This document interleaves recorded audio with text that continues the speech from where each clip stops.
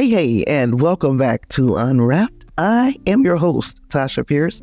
Thanks for joining me once again at the intersection between pop culture and common sense. So, it's been a big week in political news this week, and I had already promised you guys that I'd be talking a little bit about the Department of Education, and lo and behold, the big day was today, March 20th, 2025. Today was the day that Trump began to officially attempt to abolish, dismantle, destroy the Department of Education. Today he signed his executive order with a bunch of kids around him because he's psychotic like that.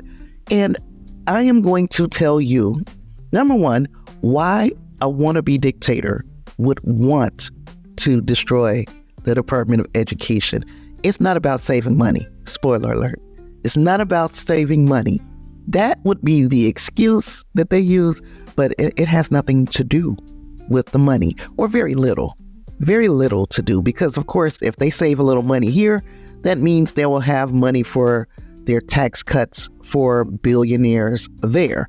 But there are other reasons why a dictator would want to put their hands in the educational system. And then I would also like to establish a few of the things that we would need to look out for if this were to become law. Because of course, just because he signed an executive order, this is going to the courts. This is not going to be something that the Democrats, hopefully, will lay down and take without a fight. I think that we can rest assured that there are no Republicans who will join the fight, but we have to assume that the Democrats will put up some sort of resistance. And if they don't, well, that's where we, the people, step in. So buckle up, grab yourself a cup of coffee, no tea, because we don't do tea here. And let's get into why a president who wants to be a dictator, why he would abolish the Department of Education. Let's be real. Knowledge is power. Education isn't just about reading, writing, arithmetic. It is about power. Public schools don't just teach kids facts. They teach them how to think, how to analyze, how to challenge authority. And that is dangerous to anyone trying to consolidate control. An educated public asks questions. They recognize propaganda. They learn history. And that means they can spot warning signs and signals when a government starts going down a dangerous path. We, many of us, had the benefit of a decent public school education. And many of us are educated to the extent that we realize something is going left when we should have went right. Now, if you were a leader, you wanted control, absolute control, what would you do? You start by defunding, dismantling, and discrediting public education. You'd replace facts with ideology, and you make sure that the future generations only learn what you want them to know. And that is exactly what we're seeing today. When you defund public education, you may shift money to private schools, charter programs, and religious-based education systems, and there are differences in the ideologies of each one of those institutions. Of course, we've already seen books be banned. We've already seen restrictions on curriculum, topics on race, history, especially science. They're all being targeted to control narrative. So let's just think they're going to push you into religious institutions of learning, and your child comes out on the other side thinking that the earth is only 6,000 years old and that women are, in essence, property of men. I know not all religions preach or practice those things, but these fundamentalists that have Trump in their pocket, that is exactly what they teach. Then we attack these teachers and these educators, telling the constituency that they are indoctrinators. They're not educators, they're indoctrinators, rather than professionals who teach critical thinking, because critical thinking is so dangerous to people who want you dumb so that they can keep you under their thumb. We have seen Trump put out a steady stream of this level of propaganda to his diehard followers for literal years. It especially ramped up during this past election cycle. This is when he had made up his mind, it seems, that he's not going to be a benevolent leader. He's not going to be a typical president. He knew when he was running that he wanted absolute control. And if you want absolute control, you have to attack these systems. And he did it. He has his followers buying in to the idea that in education, being able to think critically, learning the skills needed to navigate life without being what most people would consider a sheep, he made them think that that was bad. We're going to turn this stuff back over to the states. And we know that there are some states who already would like to suppress parts of our history. They would like to suppress our scientific knowledge. We know that. We've already seen it happening over the states. And this is before Trump dismantled the Department of Education. So now we have to worry that having too much knowledge, teaching your children, is going to be seen as a sign of dissent. Yeah, wild times, right? But this is not unprecedented. In Nazi Germany, they used education as indoctrination. They purged teachers who didn't align with the Nazi ideology. They rewrote textbooks to promote racial superiority and nationalism. They made loyalty to the state more important than knowledge or truth. They learned a version of the truth, some alternate facts, but they didn't learn history as it truly occurred, and it made them more malleable, especially the young people. The Hitler Youth, remember? Then even in Mao's China, between 1949 and 1976, he had a very long regime. There was a cultural revolution, a re-education of sorts, where the teachers, the professors, the intellectuals were labeled enemy of the people. Schools became centers for ideological purity, period. You would learn this ideology, and that's all you needed to know. They did not focus on academic excellence. The students were encouraged to report teachers and family members who questioned the regime, because if you get their mind malleable, they will do whatever you ask of them. And just on a small scale, look at who Elon Musk has entrusted as his top deputies in Doge.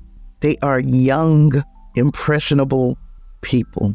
He is able to twist their minds with his life experience, and he has made them his foot soldiers in this nonsense. But that's talking about Elon. We're going to get back to Trump and why he would dismantle the Department of Education. There was also Pinochet in Chile, 1973 to 1990. He rewrote history to justify his power. Schools were forced to remove any criticism of the dictatorship. You would be hard-pressed to find anything negative about Pinochet in Chile during those years. Government-controlled curriculum erased human rights abuses, because you can't make yourself sound like a monster and sell that to the people. So we're going to erase that little part of history. We're going to make sure that you do not know some of the heinous things that were done in the name of this dictator.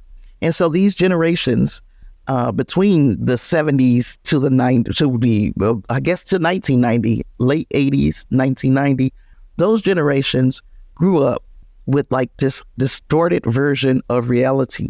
So you know how I talked about the distorted republic? That's exactly what they grew up in.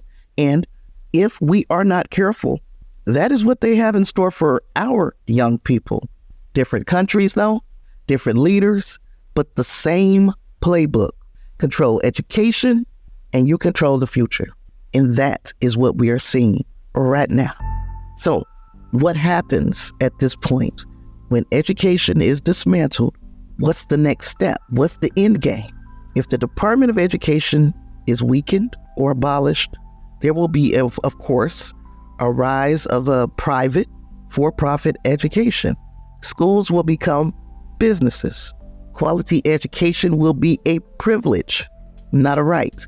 So one of the things that I can remember hearing about, and I don't have it in front of me, it seems like I heard that, the federal government will offer each family a $10,000 voucher per child to ensure that they get into a private school because they want this whole school choice to be a thing.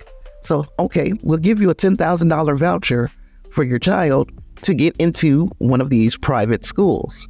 What private school you know costs $10,000 a year? I'll wait. $10,000 might get you a semester. It's not going to get you an entire year. So they've dressed it up to make it sound good, but really it's not feasible, especially for lower income students from lower income homes. Future generations are going to be so easily to manipulate because they don't know what they don't know. They are a blank slate.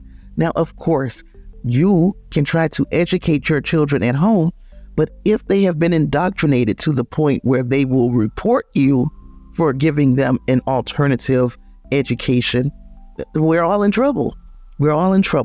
Another thing is a lot of these kids know their rights. They're taught civics education in schools right now.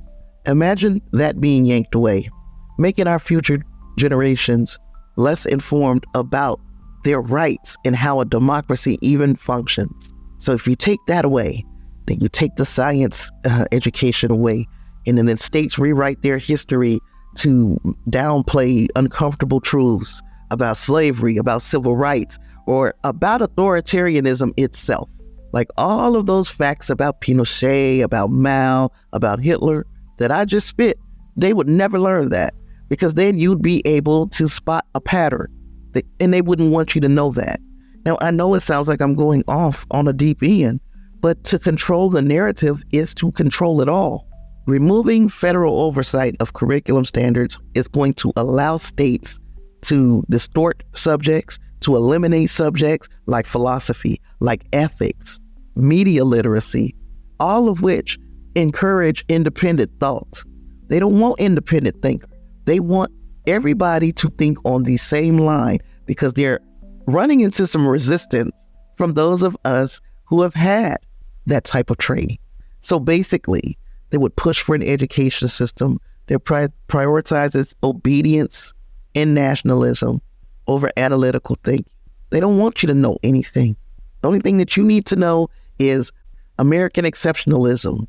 Then we've also seen this week, we're going to roll back some civil rights protections.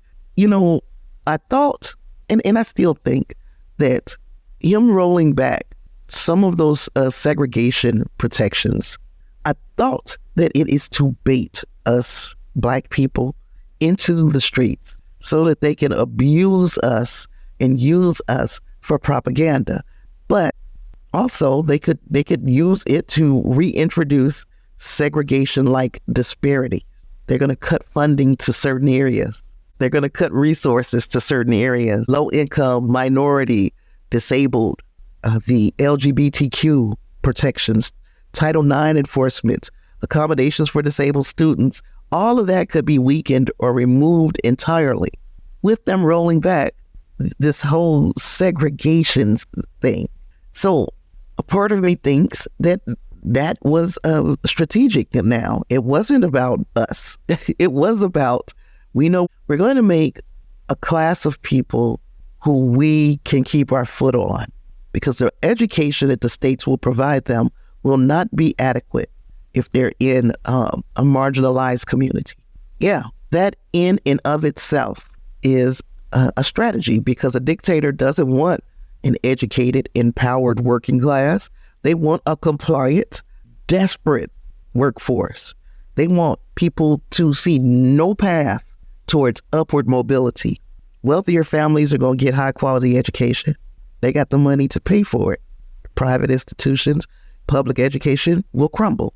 Does it have to? No. But in marginalized areas, it is extremely likely it will. Working class and poor Americans would have fewer opportunities, making them easier to manipulate with propaganda and economic desperation. And then, of course, they would reallocate the resources that they save from funding schools. It would go to a propaganda machine. It would fund an alternative system that is to indoctrinate children with state-approved ideology so that they don't fight back. And it will also go to police and military expansion.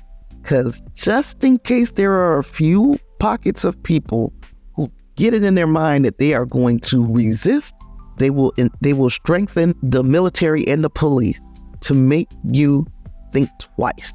That in and of itself will make any future resistance harder. Educated citizens are more likely to recognize authoritarianism and resist it. And you see, we are finally, it seems, waking up. Hey, he wants to be a dictator. We better get our asses out on the street and fight this. If they weaken education, it makes it easier to convince people to accept this oppressive bullshit as normal.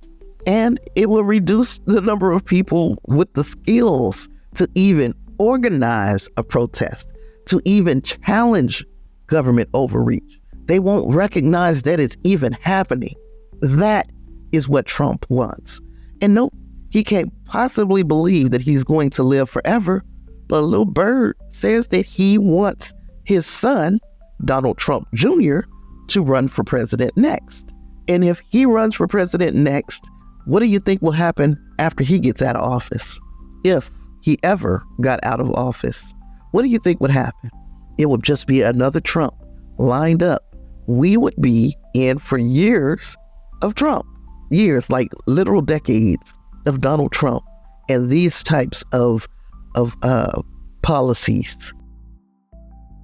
They're already erasing a lot of minorities out of like your military history, labeling it DEI. Why would they do that? Besides just being racist, why would they do that? They would do that because they're already setting the stage for you to learn only what they want you to learn, for you to know only what they want you to know. And if it's a little kid, I've got a 2-year-old grandson. If my 2-year-old grandson gets a history book and goes through it and sees nothing that anybody like him has ever done as heroic or as exceptional or as groundbreaking, trailblazing, if he never sees that, then he could never see himself doing those things. It's insidious for someone to think that far ahead. But I guarantee you, there's no way I can prove it, right? But history dictates that this is what they do. And a part of me wonders, okay, do they study prior dictators? Or is this just the way they're wired? I wonder if these types of people like Trump, are they just wired that way? Or do you study what another strongman dictators, whatever you want to call them, authoritarians, do you study what they did and then say, hey, I can do that, but put my own little spin on it? Or is this just the way that, are they just broken from birth? And this is the type of person they're going to be. No, I want to be dictator would not just want to abolish the Department of Education for financial reasons. That would not be the only reason. It would be about consolidating power. An uninformed, poorly educated population is easier to manipulate, is easier to control, easier to exploit.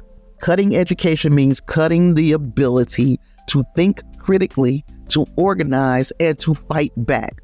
All things a dictator fears. But turning a democracy into a dictatorship, you wouldn't even need to fire a single shot. All you would need to do is start closing schools. And this isn't a thought experiment. This is not just some shit that I think. This is some shit that's happening. We have to fight back.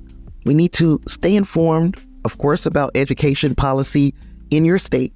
If you can, run for the school board. Make sure you are sitting on that board. Just in the event that Congress lets us down, we need to have as many critical thinkers on the school board. That might put a target on our backs, yeah, but at least we'll know what they're thinking. Knowledge is power. Don't let anybody take that from you, anybody at all. Knowledge is power.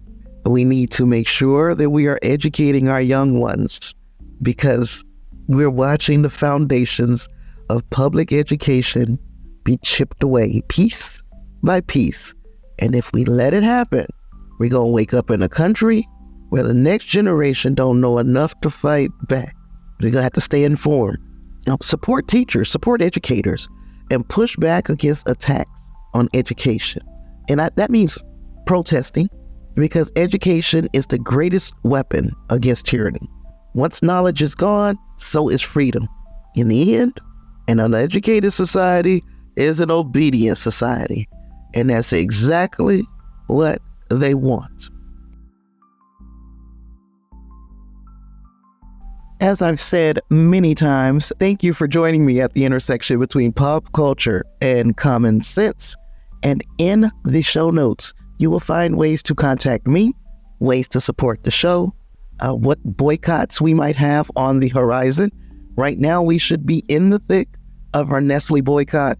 So if you have had your cup of Starbucks for today, shame on you. Let's start again tomorrow. We have to put a little pressure on some of these corporations so that they know what side of history to be on. We want them all on the right side of history, and we want to encourage them to do that. So look in the show notes for those boycotts that are upcoming. You guys know, I've continuously remind you, Black people are on the presidential shit list. Be very careful when we are out boycotting. If we are out boycotting, do things to keep yourself safe, because we definitely have a target on our backs. If you have any ideas on what you think our new Department of Education should look like once all this crap is over, please, I'd love to hear about it. Send me your ideas for a structure for our new Department of Education once we oust Trump. Send it to snapaftermoviestv@gmail.com. My first thing for the new Department of Education is every kid eats for free. If we're going to require these children to be at school for 8 hours, if the money to sustain these schools is coming from your paycheck, then that should include lunch for your children, maybe breakfast, depending, the lower income communities, children sometimes only get 2 good meals a day if they are coming for breakfast and if they're coming for lunch to school. We want to make sure that they at least get 2 good meals per day. We want to live in a society, of course, where food is not an issue, where people, we all eat well, healthy, but those are things that are like basic, fundamental human rights. We're not quite there yet, but we can be on the way, because once we get past this, we need, as a society, to come up with guidelines and guardrails for how we will never, ever, ever be in this position again. But then I'm going on an entirely different rant, so I'm going to stop there. Thank you again for being here with me. And yep, as always, I try to drop knowledge. I don't spill tea. We don't do tea here. You deserve so much more than just tea. All right, guys, I will see you sooner rather than later. We've got lots to talk about, and I appreciate you for joining me. See you in the next one. Peace.